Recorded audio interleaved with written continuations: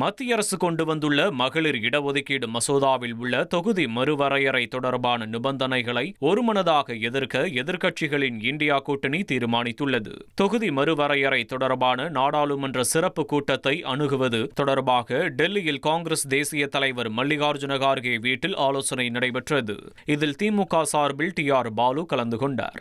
இந்த ஆலோசனை கூட்டத்திற்கு பிறகு பேசிய காங்கிரஸ் தலைவர் மல்லிகார்ஜுன கார்கே மகளிர் இடஒதுக்கீட்டை தாங்கள் முழுமையாக ஆதரிப்பதாக தெரிவித்தார். ஆனால் இந்த மசோதாவில் தொகுதி மறுவரையறை என்ற அம்சத்தை சேர்த்திருப்பதன் மூலம் மத்திய அரசு அரசியல் தந்திரங்களில் ஈடுபடுவதாக குற்றம் சாட்டினார். மக்கள் தொகை கணக்கெடுப்பு குறித்து எவ்வித தெளிவும் இல்லாத நிலையில் தொகுதி மறுவரை மசோதாவை தாங்கள் நிச்சயம் எதிர்த்து வாக்களிக்கப் போவதாக கூறினார். அசாம் மற்றும் ஜம்மு காஷ்மீரில் செய்ததைப் போல எதிர்காலத்தில் பாஜக தங்களுக்கு சாதகமாக தொகுதிகளை மாற்றவே இந்த ஏற்பாடு செய்யப்பட்டுள்ளதாகவும் குற்றம் சாட்டிய கார்கே பழைய திருத்தங்களுடன் மசோதாவை அமல்படுத்த வேண்டும் என வலியுறுத்தி நாடாளுமன்றத்தில் இந்த மசோதாவிற்கு எதிராக அனைத்து எதிர்க்கட்சிகளும் ஓரணியில் திரண்டு போராட முடிவு செய்துள்ளதாக தெரிவித்தார். வீட்டோட மாப்பிள்ளை தினமும் இரவு 8 மணிக்கு காணத் தவறாதீர்கள்.